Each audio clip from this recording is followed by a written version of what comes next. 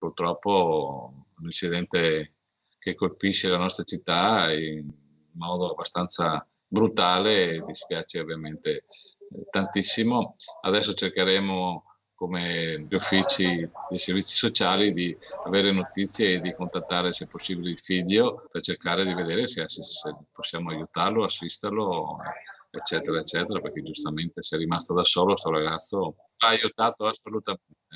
Si mette a disposizione del giovane Emilian il sindaco di Jesolo Valerio Zoggia come atto concreto di vicinanza e cordoglio. La famiglia Ciobanu viveva da meno di un anno nella zona dell'ospedale, ma già era conosciuta e ben voluta anche in parrocchia. Si stavano integrando, mi dicono, con la comunità che vive vicino, ma non con tutti, anche con noi, con gli italiani, con tutti, essendo rumeni, e erano molto devoti, quindi frequentavano molto la nostra parrocchia, che era su quella zona là, Piazza Milano. Il dolore però si fonde con i soliti interrogativi che accompagnano le tragedie sulla strada. La Triestina è tra le arterie più pericolose in un territorio, quello dell'Altinate, già colpito anche nel recente passato. Noi purtroppo nel nostro territorio siamo stati colpiti anche negli anni passati anche da altre tragedie che riguardavano tratti stradali che vanno da Portagrandi fino a Caposile.